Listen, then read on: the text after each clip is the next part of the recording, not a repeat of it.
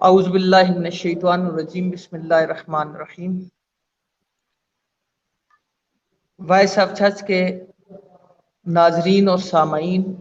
اللہ تعالیٰ کا شکر ہے کہ آج ہم افطار ٹرانسمیشن میں ایک نئے موضوع کے ساتھ حاضر ہیں۔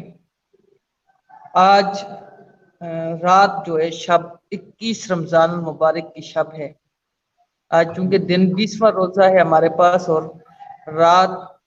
21ویں ہے، تو 21 رمضان المبارک سیدنا مولا علی رضی اللہ تعالیٰ عنہ خلیفہ چہارم کا یوم شہادت ہے۔ تو اس مناسبت سے ہم نے آج کے دن کو مختص کیا ہے۔ آج ہمارے ساتھ مہمان شخصیت ہیں امریکہ سے مشہور و معروف دینی سکالر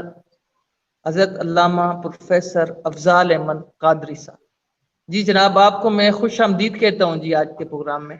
السلام علیکم ورحمۃ اللہ وبرکاتہ۔ بہت شکریہ جی، جزاک اللہ خیر۔ وعلیکم السلام۔ جی سر، آج ہمارا موضوع ہے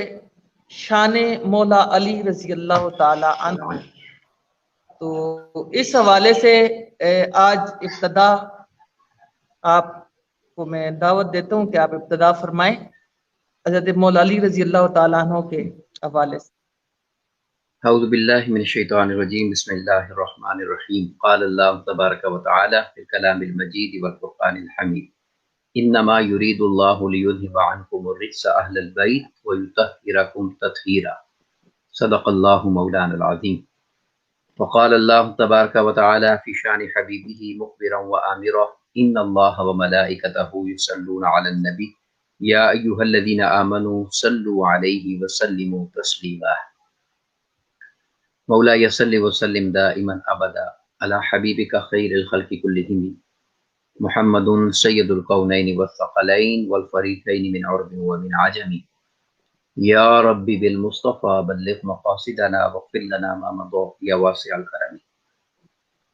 اللہ جل مجدہ خالق کائنات کی حمد و ثنا اور پیارے آقا کریم علیہ الصلوۃ والسلام کی بارگاہ میں عاجزانہ ہدیہ درود و سلام کے بعد تمام احباب اور سامعین کو السلام علیکم ورحمۃ اللہ وبرکاتہ۔ وائس آف چرچ کی ساری ٹیم اور اس پروگرام کا انتظام کرنے والے احباب، آپ تمام کو مبارکباد کہ آپ نے آج کے اس مبارک موقع پر، جو کہ حضور مولا کائنات سیدنا مولا علی مرتضیٰ علیہ السلام کی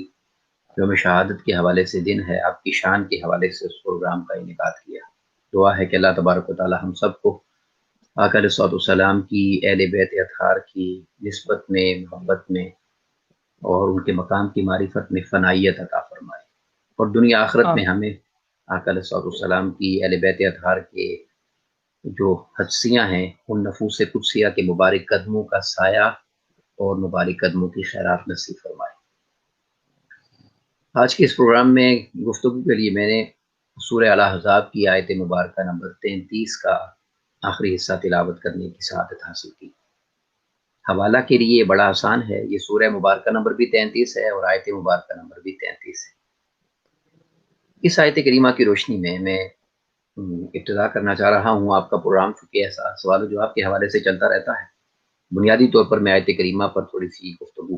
اس کا سٹینڈ کرنا چاہ رہا ہوں اور بیس بنانا چاہ رہا ہوں، تو پھر انشاءاللہ ہم اس سلسلے کو آگے بڑھاتے چلے جائیں گے۔ اللہ تبارک و تعالیٰ نے یہاں پر ارشاد فرمایا ہے کہ انما یرید اللہ لیذہب عنکم الرجس اہل البیت ویطہرکم تطہیرا۔ اس آیت کریمہ کا جو ترجمہ میں پیش کرنے لگا ہوں، یہ حضور شیخ الاسلام ڈاکٹر محمد طاہر القادری آپ کا لکھا ہوا ترجمہ ہے عرفان القرآن میں۔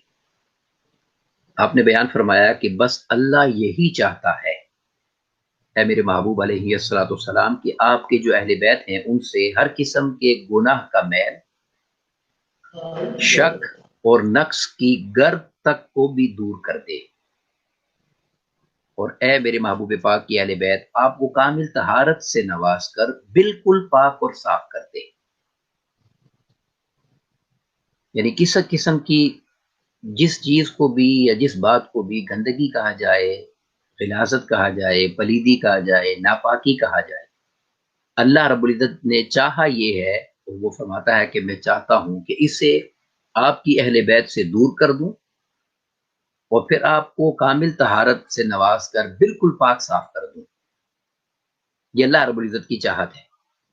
اب یہاں پر میں ایک بات، چونکہ یہاں پر یرید اللہ کا ذکر آیا ہے، تو کسی کے ذہن میں آ سکتا ہے کہ چاہت ہے، تو یہ چاہت کوئی مخلوق کی نہیں ہے، یہ خالق کی چاہت ہے،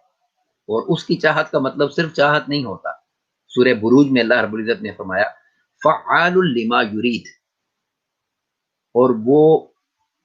جس چیز کا ارادہ فرماتا ہے اسے خوب طریقے سے کر بھی لیتا ہے۔ یعنی اس کے ارادے کا مطلب یہی ہے کہ وہ سمجھو وہ کام ہو گیا ہے۔ انما امرہ اذا اراد شیئا، اس کا ارادہ یہ ہے ان یقول لہ کن، بس صرف کن فرمانا ہے، فیکون، پھر وہ کام ہوتا چلا جاتا ہے۔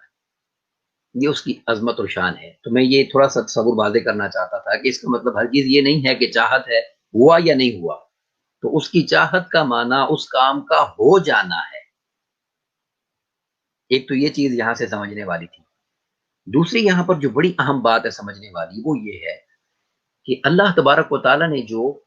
طہارت عطا فرمائی ہے اور پاکیزگی عطا فرمائی ہے اور آقا علیہ السلام کے مبارک خانوادے کا ذکر کیا ہے، اس کو سمجھنے کے لیے میں قرآن مجید کی ایک مثال آپ کے سامنے عرض کرنا چاہتا ہوں،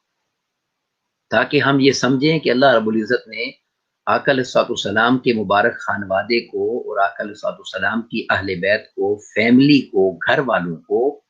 کتنی عظمت عطا فرمائی ہے۔ ہم تھوڑا سا یہ بات سمجھ سکیں، اس لیے یہ مثال عرض کرنے لگا ہوں۔ جب حضرت ابراہیم علیہ السلام اور حضرت اسماعیل علیہ السلام نے کعبۃ اللہ کو تعمیر فرمایا تھا، اللہ کا گھر، اللہ رب العزت کا اپنا گھر، جسے اپنا گھر وہ کہتا ہے، وہ جب تعمیر فرمایا تھا تو اللہ رب العزت نے حضرت ابراہیم علیہ السلام اور حضرت اسماعیل علیہ السلام کو تاکید فرمائی، اور سورہ البقرہ میں اسے بیان کیا اللہ رب العزت نے، اور تاکید یہ فرمائی آیت مبارکہ نمبر 125 ہے، وَأَعِدْنَا إِلَىٰ إِبْرَاهِيمَ وَإِسْمَاعِيلَ، ہم نے تاکید فرمائی ابراہیم علیہ السلام اور اسماعیل علیہ السلام کو، کیا؟ ان طہرا بیتی للطائفین والعاکفین والرکع السجود، ہم نے تاکید کی کہ آپ میرا گھر صاف کریں، حضرت ابراہیم علیہ السلام اور حضرت اسماعیل علیہ السلام کو طہر، وہاں بھی یطہر آیا ہے نا، فرمایا طہرا، آپ صاف کریں میرے گھر کو، طواف کرنے والوں کے لیے، اعتکاف کرنے والوں کے لیے، رکوع کرنے والوں کے لیے، اور سجود کرنے والوں کے لیے، یہ اللہ رب العزت نے تاکید فرمائی ہے۔ اب یہ تو ہو گئی تاکید، جب بنایا تو صاف کرنے کی تاکید آ گئی۔ اب سورہ الحج میں اللہ رب العزت نے فرمایا کہ یہ کام چونکہ اب مخلوق کر رہی ہے نا، بے شک انبیاء ہیں مگر مخلوق ہیں، تو فرمایا کہ اسے صاف کریں، اور پھر فرمایا وَطَہِّرْ بَيْتِيَ لِلطَّائِفِينَ وَالْقَائِمِينَ وَالرُّكَعِ السُّجُودِ، ایک بار نہیں کرنا، پھر اسے صاف کرتے رہنا ہے، اسے صاف رکھنا ہے، طواف کرنے والوں کے لیے، قیام کرنے والوں کے لیے، رکوع اور سجود کرنے والوں کے لیے۔ یہ وجہ ہے کہ جو لوگ گئے ہیں حرمین شریفین کی حاضری نصیب ہوئی وہ جانتے ہیں، جو نہیں گئے اللہ سب کو لے کر جائے، وہاں دن میں کئی بار صفائی کا اہتمام کیا جاتا ہے، تو کچھ صفائیاں ایسی ہیں جو سالانہ طور پر غسل کے اہتمام سے کی جاتی ہیں، خاص ایام میں کی جاتی ہیں۔ تو میں جس بات کی طرف توجہ دلانا چاہتا ہوں وہ یہ ہے کہ اللہ رب العزت نے ابراہیم اور اسماعیل علیہ السلام کو اولاً تاکید فرمائی کہ صاف کیجئے، پھر حکم فرمایا کہ اسے صاف رکھنا بھی ہے، تو یہ ضرورت کیوں پیش آئی؟ اب ان دونوں مقامات کو ذرا ملا کر دیکھیں تو اللہ رب العزت یہی پیغام تو ہمیں دینا چاہ رہا ہے اور بتانا چاہ رہا ہے، اسی تصور کی طرف تو ہمیں توجہ دلانا چاہتا ہے کہ تم مخلوق ہو، تم جو کام ایک بار کرتے ہو اسے پھر کرنے کی ضرورت پڑتی ہے۔ تو فرمایا کہ بے شک انبیاء کرام ہیں مگر میرا گھر ہے، اور میں اس کو صاف کرنے کا حکم دے کر پھر صاف رکھنے کا حکم دے رہا ہوں۔ اب ذرا تم آ جاؤ میرے محبوب کے خانوادہ کی طرف، اہل بیت پاک کی طرف، اور اب ادھر صاف کرنے والا دیکھو کون ہے، مخلوق نہیں خالق ہے۔ تو فرمایا کہ میں نے ایسی طہارت عطا کر دی ہے اور اتنی پاکیزگی عطا کر دی ہے کہ اب اس کو دوبارہ کسی کو پاک اور صاف کرنے کی ضرورت اور حاجت نہیں ہے، مخلوق جو کام کرے اسے دوبارہ کرنے کی ضرورت پڑتی ہے۔ تو عظمت یہ ہے یہاں پر کہ رب کائنات نے پیغام یہ دیا ہے کہ ان کو چونکہ طہارت کاملہ میں نے عطا کر دی ہے اور میں نے پاکیزگی عطا کر دی ہے، اب تم میں سے جسے پاکیزگی اور طہارت چاہیے ہو وہ ان کی نسبت میں آتا چلا جائے، تو جو خیرات طہارت میں نے ان کو عطا کر دی ہے اس کے صدقے سے تمہیں بھی ظاہری اور باطنی پاکیزگی نصیب ہوتی چلی جائے گی۔ سامعین دی وقار، یہ عزت اور یہ شان اللہ رب العزت نے آقا علیہ السلام کے خانوادہ کو عطا فرمائی۔ اب میں اس پوری بات کو اگر ایک جملے میں لے آؤں تو اپنے گھر کی صفائی کا حکم مخلوق کو دیا اور محبوب کے گھر اور خانوادے کی عظمت دکھانے کے لیے فرمایا کہ ان کی پاکیزگی کا کام تمہارے رب نے کیا ہے۔ یہاں سے اس تصور کو سمجھ لینا چاہیے اور اس کی بھی وضاحت کر دینا مناسب سمجھتا ہوں کہ مفسرین نے بیان فرمایا کہ اب جب رب کائنات نے ان نفوس قدسیہ کو طہارت عطا کر دی ہے تو اگر کسی کے اندر ذرا سا بھی کوئی نقص ہوگا، پلیدی ہوگی، ناپاکی ہوگی، گندگی ہوگی، چاہے وہ ایمان کی ہو، عقیدے کی ہو، سوچ کی ہو، فکر کی ہو، نظریات کی ہو، جس کے اندر ذرا سے بھی ہوگی تو رب کائنات نے ان نفوس قدسیہ کو ایسی طہارت عطا کر دی ہے کہ جس کے اندر ذرا سی بھی پلیدی ہو انہیں ان نفوس قدسیہ کے تعلق اور محبت کی خیرات کبھی نصیب ہو ہی نہیں سکتی۔ اور چونکہ حضور مولا کائنات علیہ السلام کی عظمت کی بات ہے تو اس پورے مضمون کو ریلیٹ کرتا ہوں شاعر کا سہارا لے کر۔ بڑی گہری بات شاعر نے کہی ہے مگر حق کہا، اور شاعر یہ کہتا ہے یہ راز حدیثوں کی کتابوں میں لکھا ہے۔ میں نے گندگی اور پلیدی کی بات کی نا، اس پر توجہ کیجیے۔ یہ راز حدیثوں کی کتابوں میں لکھا ہے کہ بغض علی عقیدہ نہیں ماں کی خطا ہے، کہ جہاں پر گندگی اور غلاظت آ جائے اسے پھر آقا علیہ السلام کی اہل بیت اطہار کی محبت اور تعلق کی خیرات کبھی نصیب ہو ہی نہیں سکتی۔ تو جن لوگوں کو یہ تعلق نصیب ہے انہیں اللہ کا شکر ادا کرنا چاہیے کہ رب کائنات نے انہیں اس قابل سمجھا ہے کہ تعلق اہل بیت پاک اللہ نے ان کو عطا فرما رکھا ہے۔ تو سامعین دی وقار، قرآن مجید کے اس مقام پر یہ عزت اور یہ شان آقا علیہ السلام کی اہل بیت اطہار کی جو رب کائنات نے بیان فرمائی، اور جب ہم ان اہل بیت اطہار کی بات کرتے ہیں تو ان میں ایک عظیم نام روشن ستارے کی صورت میں جو ہمیں دکھائی دیتا ہے وہ حضور مولا کائنات علیہ السلام کی ذات مبارکہ ہے، سیدنا علی مرتضیٰ علیہ السلام۔ اب چونکہ میں نے یہ طہارت کی بات کی ہے، اسی طہارت پر میں ایک دلیل یہاں پر قائم کرنا چاہتا ہوں، تاریخی دلیل، پھر ہم گفتگو کو آگے بڑھائیں گے، اور وہ یہ ہے کہ حضور مولا کائنات علیہ السلام کو جہاں بہت ساری عظمتیں اور شانیں نصیب ہوئی، کثرت کے ساتھ آپ کے فضائل احادیث مبارکہ میں آتے ہیں، وہاں اس طہارت کی نسبت سے اگر دیکھا جائے تو ایک بڑی اہم بات ہے جس کو ہمیں سمجھنا چاہیے اور دھیان میں رکھنی چاہیے، وہ یہ کہ اللہ رب العزت نے چونکہ آپ کو ایسی طہارت کاملہ عطا کی کہ جس کا اعلان خود قرآن مجید میں ارشاد فرمایا، اللہ رب العزت نے فرمایا، تو اس طہارت کاملہ کی سب سے بڑی دلیل یہ ہے کہ آقا علیہ السلام کے نسب مبارک کے ساتھ حضور مولا کائنات علیہ السلام کو وہ تعلق ملا ہے اور وہ تعلق حاصل ہے جو کسی اور کے حصے میں نہیں آیا۔ اور وہ کیا کہ دیکھیں آقا علیہ السلام نے اپنے نسب مبارک کے حوالے سے بارہا ارشاد فرمایا۔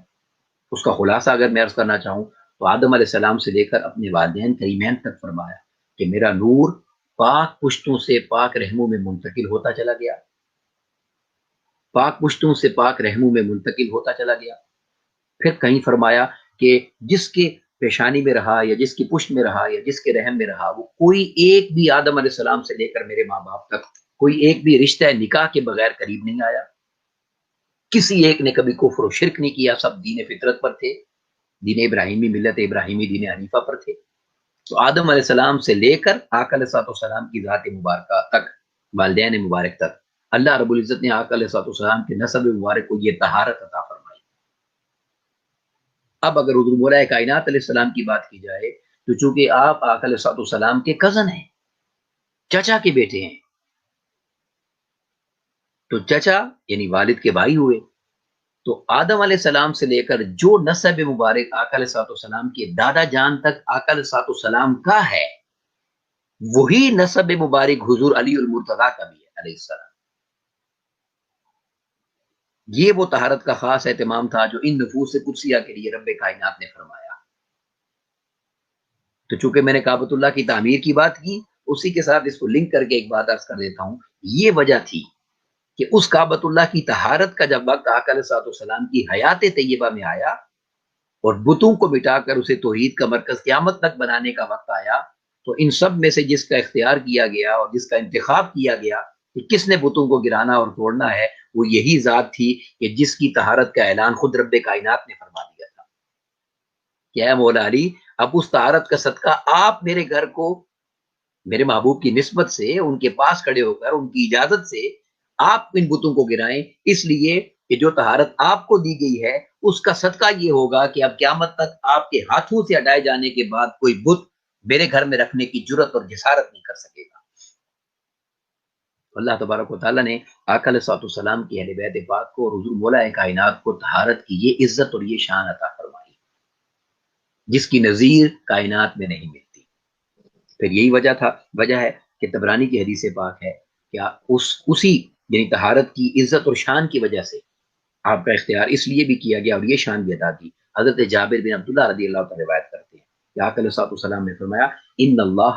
جعل ذریۃ کل نبی فی صلبہ،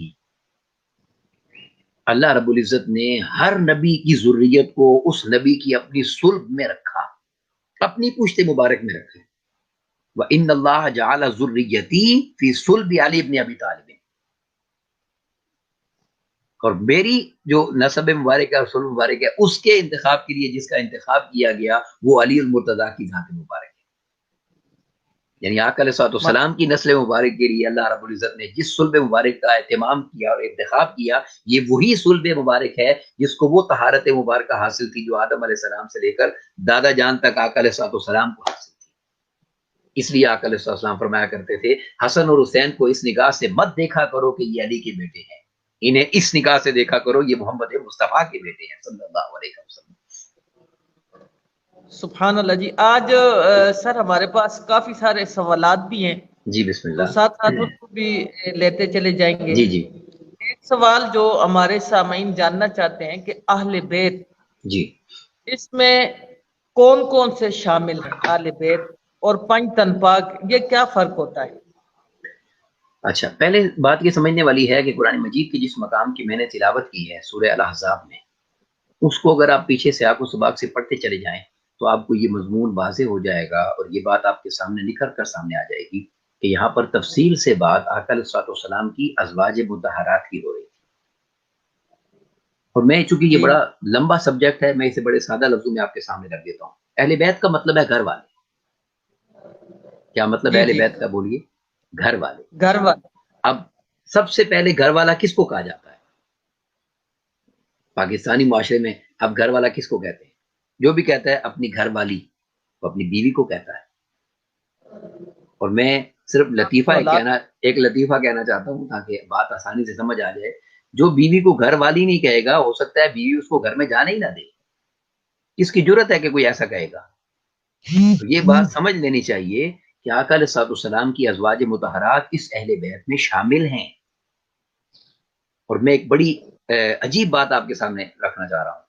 کہ وہ جو جتنے واقعات بھی آتے ہیں جن میں آقا علیہ الصلوۃ والسلام نے کبھی چادر مبارک کے اندر کر کے، کبھی قریب کر کے، کبھی اشارہ کر کے دعائیں فرمائیں، اور حضور مولا کائنات کو اور سیدہ فاطمہ الزہرا سلام اللہ علیہا کو اور امام حسنین کریمین کو جمع کر کے فرمایا ہاؤلا اہل بیتی، یہ میری اہل بیت ہیں، یہ میری اہل بیت ہیں۔ تو یہ جو اہتمام آقا علیہ الصلوۃ والسلام نے فرمایا، اس کا ایک راز یہ بھی تھا کہ گھر والوں کو یعنی میری ازواج کو تو کوئی اہل بیت سے نہیں نکالے گا، تو کہیں ایسا نہ ہو کہ کوئی ان کو اہل بیت سے خارج کر دے، تو بار بار اہتمام کر کے ان کا اعلان اس لیے کیا کہ خبردار انہیں اہل بیت سے دور مت کرنا، یہ بھی میری اہل بیت اور میرا خاندان ہے، میرا گھر ہے۔ تو اس کا مطلب یہ ہرگز نہیں تھا کہ یہ اعلان صرف اس لیے کیا گیا کہ یہی ہے۔ ہاں، جب اہل بیت پاک کی بات آتی ہے ان میں پھر ان نفوس سے قدسیہ کا ایک اپنا مقام ہے، ان کی اپنی عظمت ہے، ان کی اپنی شان ہے، مگر یہ بات کبھی بھی نہیں بھولنی چاہیے کہ آقا علیہ الصلوۃ والسلام کی ازواج مطہرات اور یہ نفوس قدسیہ جن کو پنج تن پاک کہا جاتا ہے کہ ان کو آقا علیہ الصلوۃ والسلام نے اپنی چادر مبارک میں داخل کر کے، اب یہ روایت چونکہ آپ کثرت سے سنتے ہیں اس لیے میں الفاظ میں ہی بات کر کے آگے بڑھتا چلا جا رہا ہوں، یہ بھی آقا علیہ الصلوۃ والسلام کے اہل بیت پاک ہیں، اور جو ان میں یا ان کو خارج اہل بیت آقا علیہ الصلوۃ والسلام کی ازواج کو خارج کرے یا ان نفوس قدسیہ کو خارج کرے، وہ کبھی بھی حق پر نہیں ہوگا۔ آقا علیہ الصلوۃ والسلام کے ازواج مطہرات اور آقا علیہ السلام کی شہزادی سیدہ فاطمہ الزہرا سلام اللہ علیہا، حضور مولا کائنات، اور یہ دونوں شہزادے حسنین کریمین یہ آقا علیہ السلام کی اہل بیت ہیں۔ پھر میں نے عرض کر دیا ان کو الگ سے جو عظمت اور شان اور فضائل کی جو آقا علیہ السلام نے عطا فرمائی وہ حق ہے اور اس کو ماننا ایمان کا حصہ ہے۔ تو اس فلسفے کو کلیئر ہونا چاہیے۔ جی ماشاءاللہ جی، ماشاءاللہ جی، یہ تو سمجھ آ گئی۔ حضرت مولا علی شیر خدا رضی اللہ تعالیٰ عنہ جی سلام علیہ السلام خلیفہ چارم بھی ہیں۔ بالکل۔ ہم آپ کی خلافت کا تذکرہ کرنے سے پہلے آپ کا وہ جو طلوع اسلام، آغاز اسلام کے وقت جو آپ کا کردار تھا، آقا علیہ الصلوۃ والسلام جب وحی لے کر آئے اور اس وحی کا جب اعلان ہوا تو سب سے پہلے آپ اسلام میں داخل ہوئے، تو اس وقت آپ اول المسلمین بھی ہیں، مسلمانوں میں سب سے پہلے، کوئی شک نہیں ہے۔ وہ اس وقت جو آپ کا ایک کردار تھا اس پر تھوڑی سی روشنی ڈالیں۔ دیکھیں جی، جب آقا علیہ السلام نے اعلان نبوت فرمایا تو اس وقت چونکہ آپ کی عمر مبارک بہت تھوڑی تھی، کم عمر تھی، تو روایات میں یہ آتا ہے کہ آقا علیہ السلام نے اپنی دعوت کا اہتمام کرنے کے لیے اور لوگوں تک پیغام پہنچانے کے لیے کوئی صفحہ پر بھی اعلان کرنے سے پہلے حضرت ابو طالب رضی اللہ تعالیٰ کی گھر میں لوگوں کو جمع کر کے اعلان کیا اور اپنی نبوت کا اعلان فرمایا اور لوگوں کو دعوت دی کہ میں یہ پیغام آپ تک پہنچانا چاہتا ہوں۔ تو اس ایک روایت میں یہ الفاظ آتے ہیں کہ گھر آنے والوں، چونکہ گھر میں آئے ہوئے تھے تو حضور مولا کائنات ان کو پانی سرو کر رہے تھے، شربت یا ڈرنک ان کو پیش کر رہے تھے کہ میرے گھر لوگ آئے ہوئے ہیں، مہمان، ان کو بلایا گیا ہے، آقا علیہ السلام نے ان سے ٹاک کرنی ہے۔ تو چھوٹا ہونے کی نیت سے، ارادے سے بھی، اور گھر میں مہمان میزبان کی حیثیت سے بھی آپ ان کو سرو کر رہے تھے، ڈرنک سرو کر رہے تھے۔ تو جب آقا علیہ السلام نے پہلی مرتبہ یہ سوال فرمایا کہ کون میرا ساتھ دے گا اس معاملے میں، دوسری مرتبہ فرمایا اور تیسری مرتبہ فرمایا، تو بیان کیا جاتا ہے، روایتوں میں آتا ہے کہ اس سارے مجمع میں سے جواب دینے والی جو ذات تھی وہ اکیلی حضور مولا علی المرتضیٰ علیہ السلام کی ذات مبارکہ تھی۔ آپ یہ فرماتے تھے کہ میں ساتھ دوں گا، میں ساتھ دوں گا، میں ساتھ دوں گا۔ اور میں ایک یہاں پر، یہ تو میں نے اوائل اسلام کی ایک مثال دے دی، اسے صرف اوائل اسلام پہ نہ رکھیں، پھر آقا علیہ السلام کی حیات طیبہ ساری میں جب بھی کبھی آقا علیہ السلام کی زبان مبارک پر یہ الفاظ آئے ہیں کہ کون آئے گا، کون اٹھے گا، کون کرے گا، کون نکلے گا، کس نے کرنا ہے، جب بھی آقا علیہ السلام کی زبان مبارک پر یہ الفاظ آئے تو سب سے پہلے جس نے لبیک کہا اسے علی المرتضیٰ کہا جاتا ہے علیہ السلام۔ اب اس اوائل دن سے لے کر تینوں بار یہ بات کہنے پر یہ میں ساتھ ہوں، میں ساتھ ہوں، میں ساتھ دوں گا، میں لبیک کہتا ہوں، میں تسلیم کرتا ہوں، آپ سچ کہتے ہیں، اس وقت سے لے کر آخر آقا علیہ السلام کے حیات طیبہ کے لمحات تک جب بھی کبھی کوئی ایسا موقع آیا کہ آقا علیہ السلام نے فرمایا کہ کون ہے تو ایک ہی آواز آتی تھی اور وہ حضور مولا کائنات علیہ السلام کی تھی۔ اور کئی مرتبہ ایسا ہوا کہ اگر وہ بات سخت ہوتی اور جگہ سخت ہوتی تو آقا علیہ السلام فرماتے علی ٹھہرو، چونکہ عمر مبارک کم تھی، آگے وہ ہے، ٹھہر جاؤ، یہ ایسا موقع ہے۔ مگر آپ بار بار یہی فرماتے تھے کہ موقع چاہے کیسا ہی کیوں نہ ہو، آپ کی آواز پر لبیک کہنے والا وہ علی المرتضیٰ ہی ہوتا ہے۔ کیا بات، سبحان۔ تو وہ آپ کی آواز ہی اٹھتی تھی۔ یہی وجہ ہے کہ جتنے بڑے بڑے بھی بہادر اپنے وقت کے مانے ہوئے جنگوں میں مسلمانوں کے خلاف جب وہ للکارتے تھے تو ان کی للکار پر اسلام کی طرف سے اٹھنے والی آواز وہ حضور مولا کائنات علیہ السلام کی ہوتی تھی، آپ کی ذات مبارکہ ہی ہوتی تھی۔ تو یہ آقا علیہ السلام کی یعنی اس تعلق میں فنائیت کا آپ کا عالم یہ ہے کہ روز اول سے آخر تک آقا علیہ السلام کی آواز پر سب سے پہلے جس نے لبیک کہا وہ حضور مولا کائنات علیہ السلام کی ذات مبارکہ ہے، جس کردار کو نہ تاریخ جٹلا سکتی ہے، نہ روایات جٹلا سکتی ہے، نہ کوئی بیان کرنے والا جٹلا سکتا ہے۔ اور چونکہ ابھی بدر کا دن گزرا، میں یہیں پر ایک بات ایڈ کر دینا چاہتا ہوں کہ جہاں بدر میں 70 کفار کے مر جانے کا اور ان کے قتل ہونے کا ذکر آتا ہے تو یہ بات کبھی نہیں بھولنی چاہیے کہ ان 70 میں سے آدھے کفار کو واصل جہنم کرنے والی ذات مولا علی المرتضیٰ کی، سبحان۔ اس لیے آپ کو شیر خدا کا لقب دیا گیا۔ جی اچھا، آقا علیہ السلام کا ایک اور فرمان مقدس ہے کہ جی قرآن علی کے ساتھ ہے، علی قرآن کے علی ساتھ قرآن کے ساتھ رہے گا، حق علی کے ساتھ ہے،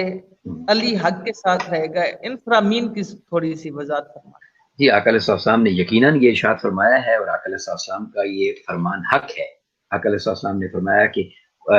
قرآن علی کے ساتھ ہے اور علی قرآن کے ساتھ ہے، حق علی کے ساتھ ہے اور علی حق کے ساتھ ہے، یہ آقا علیہ السلام نے ارشاد فرمایا ہے۔ اس کا مطلب یہ تھا کہ جب کبھی تمہیں کوئی یعنی ان ساری، چونکہ جو جتنا بھی آقا علیہ السلام کے فرامین ہیں ان کا خلاصہ اگر میں سامنے رکھوں تو اس کا مطلب یہ تھا، آقا علیہ السلام امت کو پیغام یہ دینا چاہ رہے تھے کہ کبھی اگر ایسا وقت آ گیا کہ جب تمہارے سامنے دو اوپینینز آ گئیں، دو گروپ آ گئے، یا تمہارے سامنے دو اسکول آف تھاٹس آ گئیں، تو میں تمہارے اندر آج ہی یہ فیصلہ کر کے جا رہا ہوں، اور یاد رکھ لیجئے آقا علیہ السلام کی زبان مبارک سے جب کوئی بات ادا ہو جاتی ہے تو آقا علیہ السلام نے خود ارشاد فرمایا تھا کہ میں چاہے کسی بھی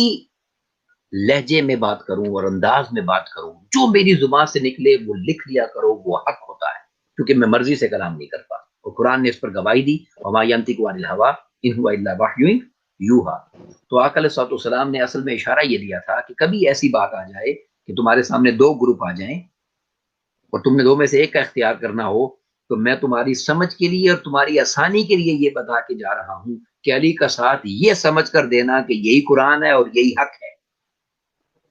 یعنی یہی حق کا راستہ ہے اور یہی قرآن کا راستہ ہے، کیونکہ یہ دونوں کبھی جدا نہیں ہوں گے۔ اور فرمایا حتیٰ یردا علی الحوض، حتیٰ کہ حوض کوثر پر بھی یہ دونوں اکٹھے میرے پاس آ جائیں گے۔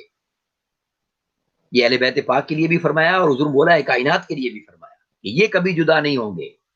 لن یتفرقا حتیٰ یردا علی الحوض، یہ حوض کوثر پر بھی میرے ساتھ اکٹھے آئیں گے، ان کو کوئی جدا نہیں کر سکتا۔ تو ہماری آسانی کے لیے یہ مہربانی فرما گئے کہ علی کا ساتھ دیتے ہوئے یہ سمجھ کر ساتھ دینا کہ تم نے قرآن کا ساتھ دیا ہے، اور علی کے ساتھ اس لیے رہنا کہ میں تمہیں بتا رہا ہوں کہ یہی حق کے ساتھ رہنے کی علامت ہوگی۔ یہ وجہ ہے کہ کبار صحابہ کرام جب کسی مسئلے میں پھنس جاتے، چاہے وہ سیدنا صدیق اکبر رضی اللہ تعالیٰ کی ذات مبارکہ خلافت ہو، سیدنا فاروق اعظم، سیدنا عثمان غنی، جس کسی کو بھی کوئی ایسا مسئلہ درپیش آ جاتا جس کا حل نہ نکلتا ہو تو وہ اس کا حل کروانے کے لیے حضور مولا کائنات کے پاس آیا کرتے تھے، کیونکہ ان سے بڑھ کر اس حدیث کو جانتا کوئی نہیں تھا کہ قرآن کا فیصلہ اور حق کا فیصلہ علی کی زبان سے ہی جاری ہوگا۔ اور میں اسے ایک اور انداز سے آپ کے سامنے بیان کرتا ہوں، لوگوں کو بات یاد رہ جائے گی۔ حضور مولا کائنات سے لوگوں نے یہ بات پوچھی تھی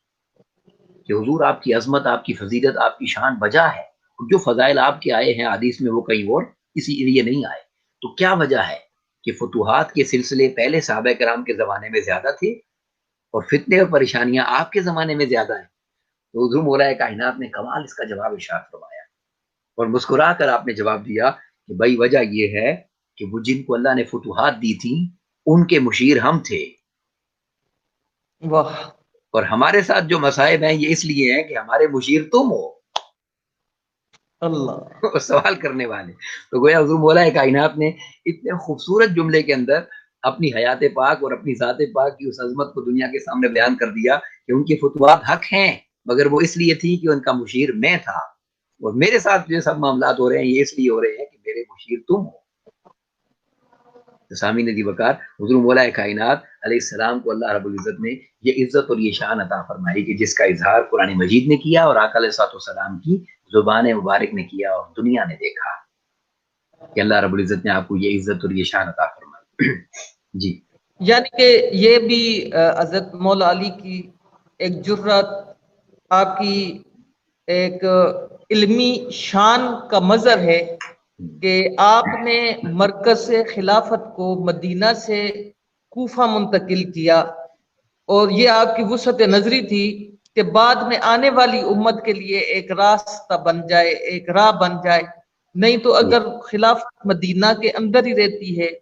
تو پھر یہ امت جو ہے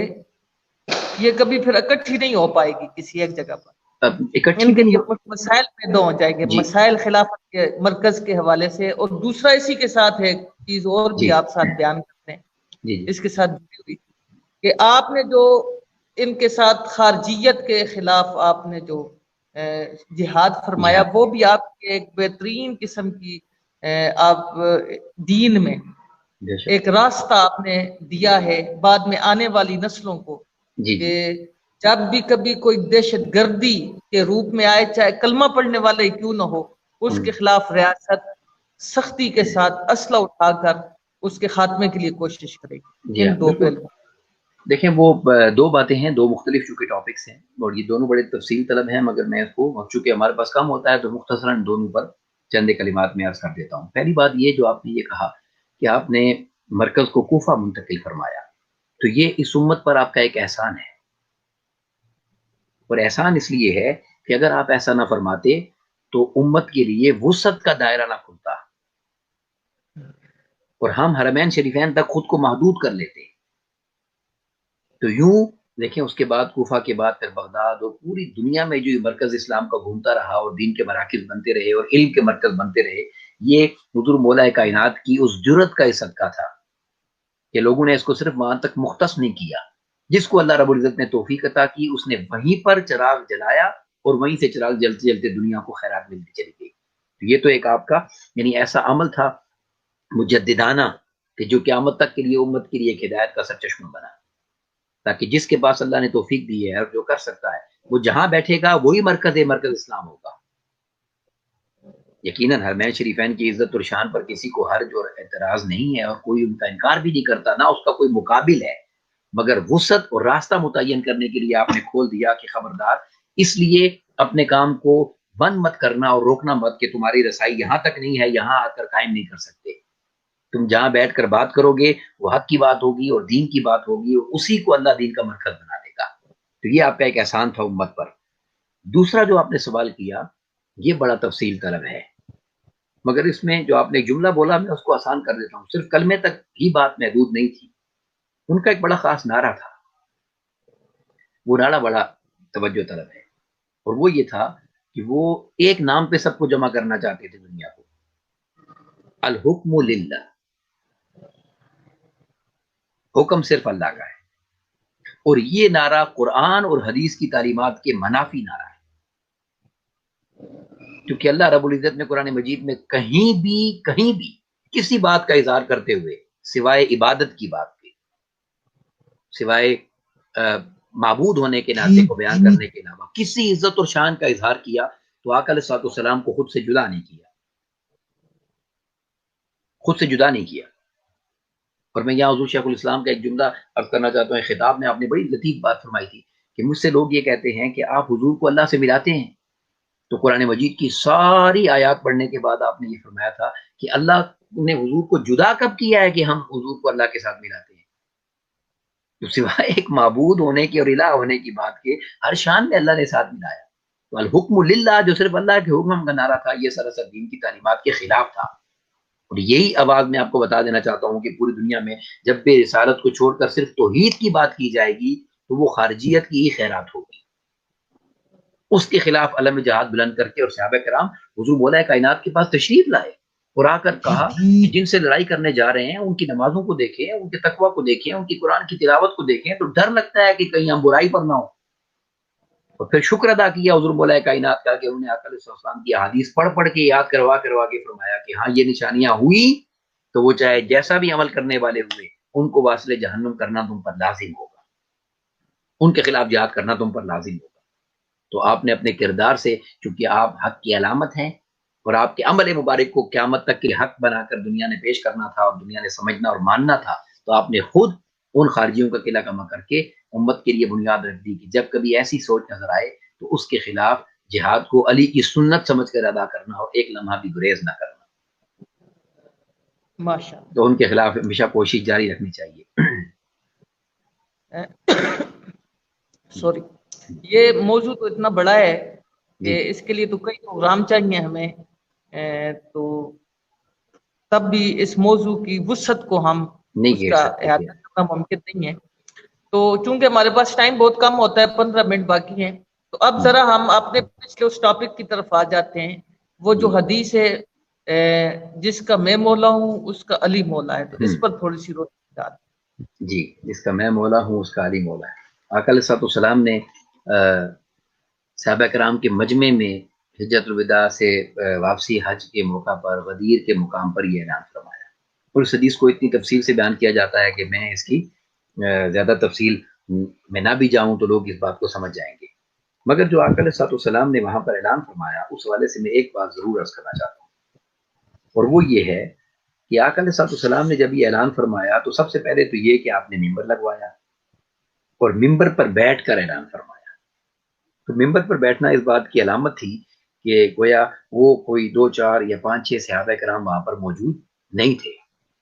بلکہ وہاں پر صحابہ کرام کی کثرت تھی اور کثیر تعداد موجود تھی. تو آپ نے ممبر لگوایا اور ممبر پر بیٹھ کر آپ نے آقا علیہ السلام نے اللہ کی حمد و ثنا بیان فرمائی، اور اللہ کی حمد و ثنا بیان کرنے کے بعد آپ نے اپنی رسالت کا ذکر فرمایا، اور رسالت کا ذکر کرنے کے بعد پھر آقا علیہ السلام نے ایک اعلان فرمایا. اور اس اعلان سے پہلے بھی آقا علیہ السلام نے چند ایک سوالات کیے تھے، ان کو بھی کبھی نہیں بھولنا چاہیے. آقا علیہ السلام نے جب یہ گفتگو فرمائی تو آقا علیہ السلام نے چند ایک اعلانات کیے، اور وہ اعلانات یہ تھے کہ آقا علیہ السلام نے یہ فرمایا کہ بھئی مجھے ایک بات بتاؤ. صحابہ کرام سے یعنی اللہ کی توحید بیان کر دی اور رسالت بیان کر دی. تو آقا علیہ السلام نے فرمایا کہ کیا تم اس بات کو نہیں مانتے کہ میں تمہارا مولا ہوں؟ تمہیں اس بات کا علم نہیں ہے؟ نہیں جانتے ہو؟ بالکل جانتے ہیں. تم اس بات کو مانتے ہو؟ بالکل مانتے ہیں. تم اس پر گواہی دیتے ہو؟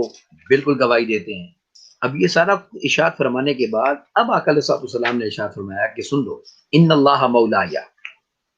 یہ بات بولنا مت کبھی بھی کہ میرا مولا اللہ ہے، وانا مولا کل مؤمن، اور میں ہر مومن کا مولا ہوں. اس کے بعد آقا علیہ السلام نے حضور مولا کائنات علیہ السلام کا ہاتھ مبارک تھاما،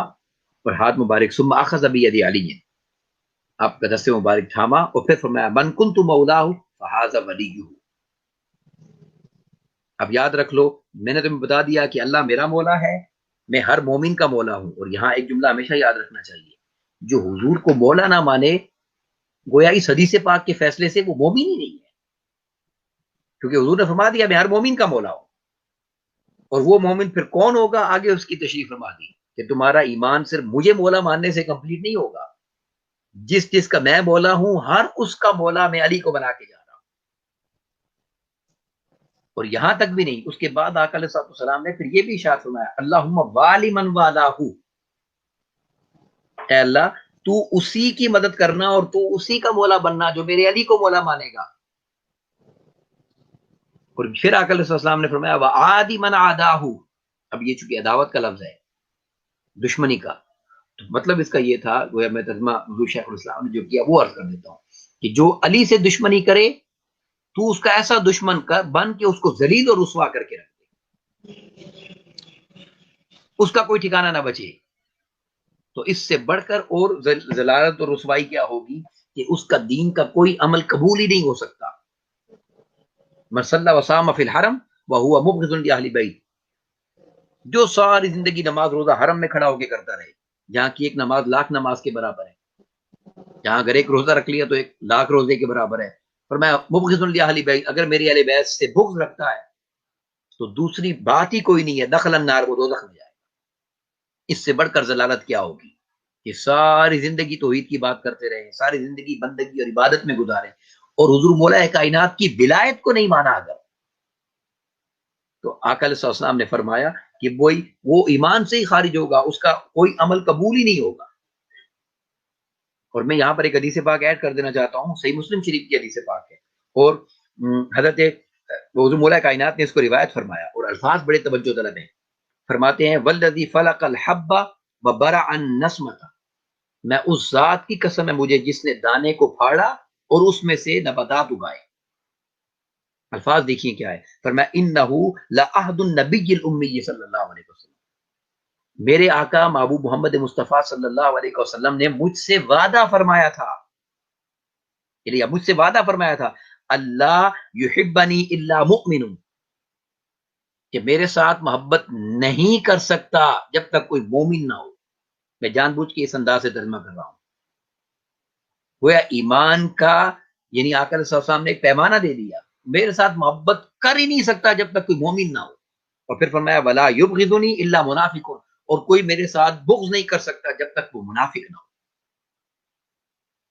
تو گویا حق، اور یہاں پر آپ دیکھیں یہ حدیث جس الفاظ سے بھی آپ کو ملے گی، یہاں ایک بات بڑی توجہ طلب ہے کہ مومن کے تضاد میں کفر آتا ہے.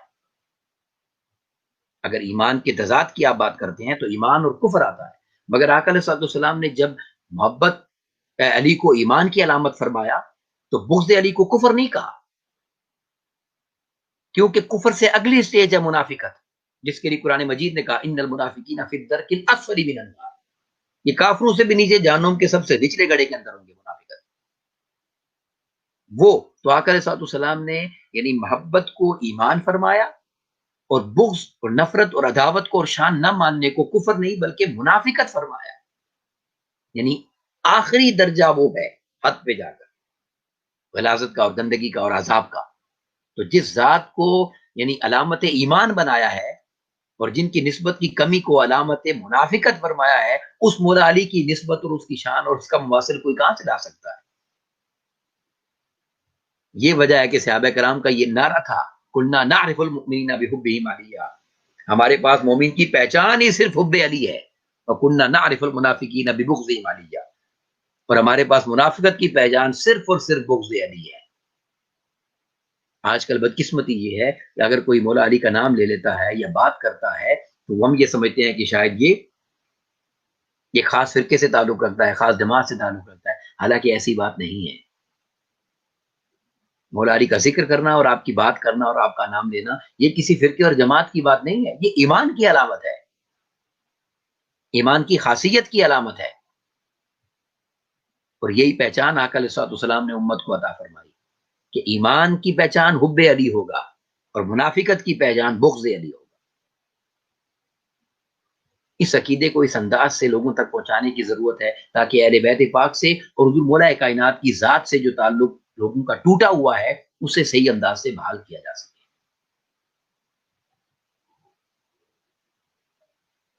اسے صحیح انداز سے بحال کیا جا سکے.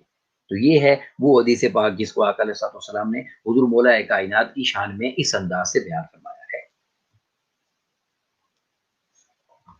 جی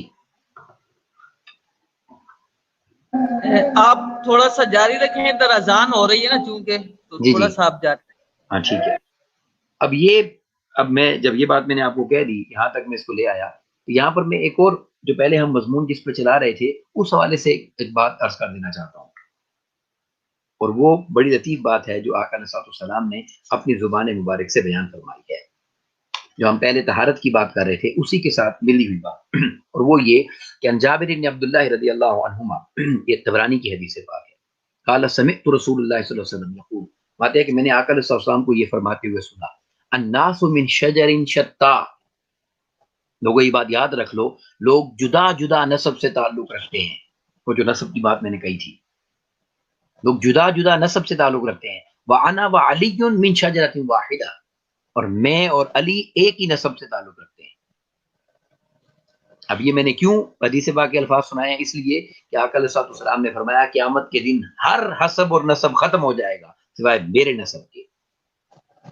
سبحان اللہ. تو گویا اس کا مطلب یہ ہے کہ قیامت کے دن بھی جس کا نسب قائم رہے گا وہ اگر حضور کے علاوہ کوئی ہوگا تو وہ علی اور مرتضیٰ کی ذات ہوگی علیہ السلام. تب خبر ہوگی کہ ان کا ذکر کرنے والے کون ہیں اور معاذ اللہ ان سے بغض رکھنے والے کون ہیں. اور یہی وجہ تھی، میں یہاں پر ایڈ کر دیتا ہوں کہ جب حکم آیا اور آقا علیہ السلام نے مسجد میں کھلنے والے سارے دروازوں کو بند فرمایا سوائے مولا علی کے دروازے کے، سب دروازوں کو بند کر دیا اور مولا علی کے دروازے کو بند نہیں فرمایا، تو کچھ لوگوں نے پوچھا یا رسول اللہ صلی اللہ علیہ وسلم آپ نے سارے دروازے بند کر دیے ہیں، مولا علی کا دروازہ کیوں بند نہیں کیا آپ نے؟ تو آقا علیہ السلام نے فرمایا کہ اس لیے بند نہیں کیا کہ میں جو کرتا ہوں وہی کی اتباع میں کرتا ہوں، اللہ کے حکم میں کرتا ہوں، اور مجھے حکم یہ ملا ہے کہ سارے دروازے بند کر دو، صرف ایک میرا دروازہ کھلا رہ سکتا ہے، ایک میرے علی کا دروازہ کھلا رہ سکتا ہے. کیوں؟ حدیث پاک کے الفاظ تھے، آقا علیہ السلام نے فرمایا قال رسول اللہ لعلی یا علی لا يحل لاحد یجنب فی هذا المسجد غیری وغیرک، ترمذی شریف کی حدیث پاک ہے، اے علی کسی کے لیے حلال اور جائز نہیں ہے کہ حالت جنابت میں میری مسجد میں ٹھہرے، اگر ہے تو ایک مصطفیٰ کے لیے ہے اور ایک مرتضیٰ کے لیے صلی اللہ علیہ وسلم علیہ السلام. تو سامعین عزیز وقار، جس ذات کو آقا علیہ السلام نے اس انداز سے امت کے سامنے بیان کر دیا اگر ہم اس کا مقام نہ سمجھیں تو یقین کیجئے ہم نے سب سے بڑھ کر آقا علیہ السلام سے بے وفائی کی ہے، سب سے بڑھ کر حضور سے بے وفائی کی ہے صلی اللہ علیہ وسلم۔ جی سر، اب ہمارا بالکل ٹائم اوور ہو مکمل چکا ہے ماشاءاللہ، اور دل نہیں چاہ رہا کہ اس پروگرام کو کلوز کیا جائے۔ جی جی اتنی پیاری باتیں اور اتنے اچھا موضوع جو چل پڑا ہے، لیکن اثر کا وقت بھی چونکہ ہمارے پاس ہوا چاہتا ہے، جی جی تو انشاءاللہ نیکسٹ پروگرام میں اس کو مزید کور کرنے کی کوشش کریں گے۔ 2 منٹ میں کوئی آپ اپنا میسج دینا ایک حدیث چاہیں۔ پاک میں سنا دیتا ہوں، کیونکہ یہ حدیث پاک زیادہ بیان نہیں کی جاتی، الفاظ بڑے قیمتی ہیں اس کے، تو اگر تشریح نہ بھی ہو سکے تو کافی ہوگی بات۔ حدیث پاک کئی لوگ شاید نہ سنی ہو، پہلی بار سنیں گے، کیونکہ کثرت سے جو روایات بیان کی جاتی ہیں اس لیے میں معروف روایتوں کی طرف نہیں گیا تھا۔ یہ حدیث پاک سننے والی ہے، امام حاکم نے اس کو بیان فرمایا اور امام طبرانی نے بھی اس کو روایت فرمایا، اور بلکہ یہ حدیث پاک میں جو اس وقت دینا چاہ رہا تھا اس کو امام طبرانی نے روایت فرمایا۔ حضرت عبداللہ بن عقیم اس کی روایت کرنے والے ہیں۔ قال رسول اللہ صلی اللہ علیہ وسلم، آقا علیہ السلام نے ارشاد فرمایا، ان اللہ تعالی اوحى الی فی علی ثلاثۃ اشیاء لیلۃ اسرا بی۔ معراج کی رات اللہ تبارک و تعالیٰ نے علی کے بارے میں مجھے 3 باتوں کی وحی کی تھی، اور یہ بات کبھی نہ بھولیں، معراج کی رات وہ وحی ہوئی تھی جو براہ راست ہوئی تھی، جبریل امین بھی واسطہ نہیں تھے، سبحان اللہ۔ یعنی اتنی عظیم بات تھی کہ وہاں بٹھا کر اللہ رب العزت نے فرمائی، اور آقا علیہ السلام نے فرمایا کہ ثلاثۃ اشیاء لیلۃ اسری بی، اس رات مجھے معراج ہوئی، اس رات اللہ نے مجھے 3 چیزیں مولا علی کے بارے میں وحی فرمائی تھی۔ آپ سنیے وہ کیا ہے، فرمایا انہ سید المؤمنین، مجھے بتایا گیا ہے کہ ہر مومن کا سردار علی ہے۔ کیا بات ہے۔ اب اس کا دوسرا رخ دیکھ لیں ذرا، گویا مومن وہی ہوگا جو سردار مانے گا، گویا مومن وہی ہے جو سردار مانے گا۔ اب ایمان سے اگلی بات آئی، اور وہ کیا، فرمایا وہ امام المتقین، یعنی مومنین کا تو سردار ہوگا نا، کوئی تقوی میں چاہے جس مقام پر چلا جائے اس کا امام ہمیشہ علی ہوگا۔ کیا بات۔ تقوی کی بس میں نے آسان بات کہہ دی، جو متقی چاہے جس درجے پر ہے تقوی کی، اس کا امام علی ہوگا، اس سے آگے علی ہوگا۔ اور تیسری الفاظ کیا فرمایا آقا علیہ السلام نے، ایمان سے بات چلی تقوی پہ آئی، اب تقوی سے آخرت پہ آئی جہاں سارے فیصلے ہوں گے۔ آقا علیہ السلام نے تیسری بات فرمائی، اور وہ کیا فرمایا، بقائد الغر المعجلین، اور یاد رکھو یہ بات کہ قیامت کے دن جتنے بھی نورانی چہرے والے تمہیں نظر آئیں گے نا، اب 2 ہی چہرے ہوں گے نا، یا نورانی ہوگا یا سیاہ ہوگا۔ اب نورانی چہرے میں نور کی کمی بیشی ہوگی،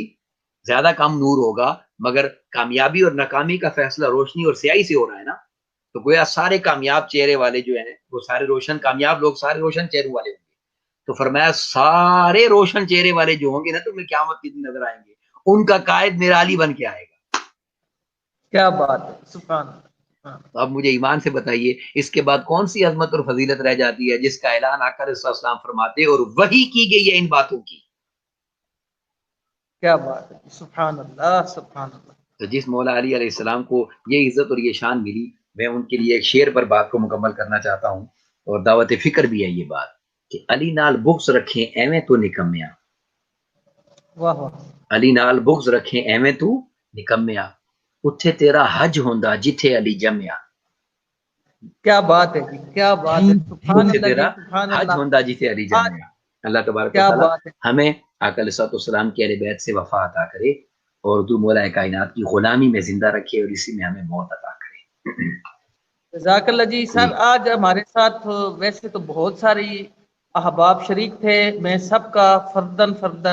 شکریہ ادا کرتا ہوں جنہوں نے ہمیں کمنٹس کے اندر سلام پیش کیا ہے اور السلام ورحمۃ اللہ آپ کو سلام پیش کیا ہے۔ اس میں مشہور و معروف سکالر جو عمر ریاض عباسی صاحب ہیں، جی ان کا میں نے دیکھا سب سے ہمارے پہلے، ساتھ تھے، علامہ شیر محمد قادری صاحب، ماشاء اللہ طلہ افضل صاحب، تو بہنیں بھی تھیں ہمارے ساتھ، ماشاء اللہ۔ محمد علی، عمران علی، اور بہت سارے دیگر ساتھی، محمد انس، رضا معصومی، اور